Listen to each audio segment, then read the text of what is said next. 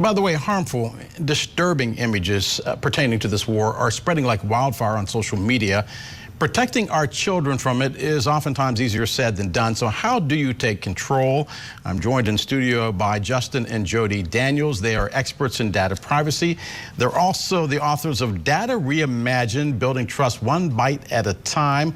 This is an urgent conversation because Hamas has threatened to weaponize social media to show everyone the images of hostages being executed if forces move in. So, Justin, I'll begin with you.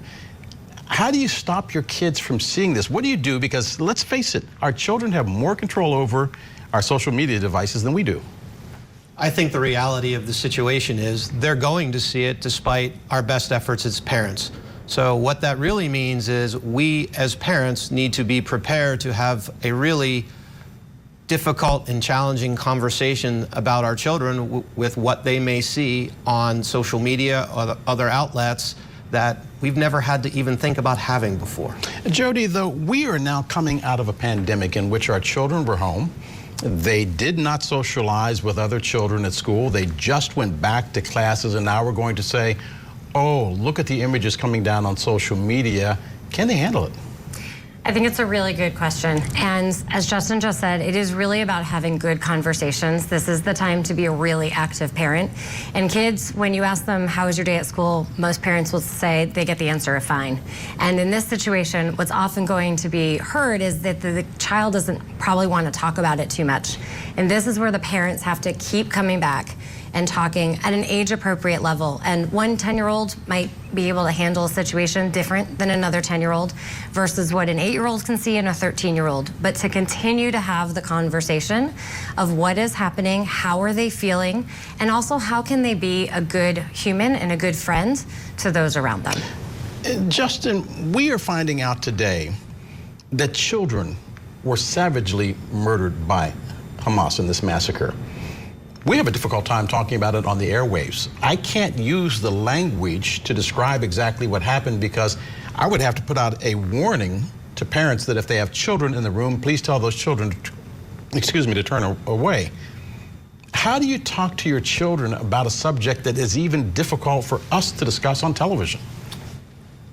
Candidly, it's not an easy conversation. Jodi and I are trying to talk to our own kids about that, and as she said, we are coming at this from multiple different ways and doing it again and again because the reaction of most children is, this is beyond a difficult concept to even think about, let alone talk about.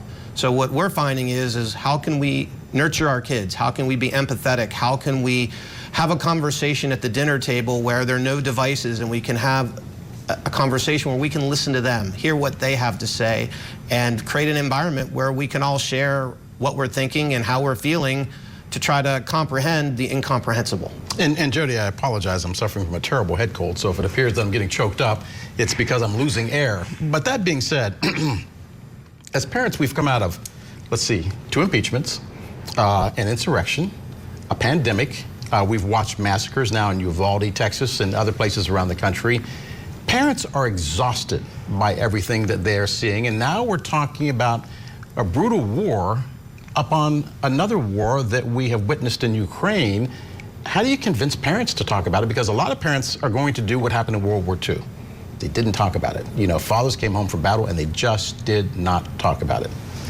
Well, many Jewish families would say, never forget, never again. And the need to continue to have the conversations, even though we are absolutely exhausted as parents. It is hard to parent right now in today's society. And even though it is difficult, we still have to explain how we got here, why we got here, in honor of the children and the families who are no longer here. What can we do to honor them? What can we do to be good humans? I really believe in the one act of kindness at a time will make the world a better place, to believe in hope over hate. And we are in October. It was just Mental Health Awareness Day yesterday for a reason. It is important to really focus on mental health, and that is part of this discussion. Children might see things, they might hear of it. Even if they don't see the images, they still might hear of the images. And to be able to talk through and say, how are you feeling? Let's have the conversation. Even though it's hard, overall that will make us better for society. Justin, you know who's good at talking to children about things? Teachers. And yet teachers are coming out of a year when they've been told they can't teach history. They've been told they have to be politically correct. Libraries are being closed. Books are being banned.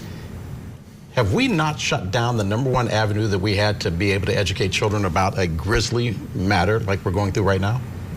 I think we as a society in the last 20 years have created an environment where we don't want to offend anyone. And the unintended but real consequence of that is we don't want to talk about the real issues and have real conversations, because as much as we want to be parents, kids spend most of their time in school.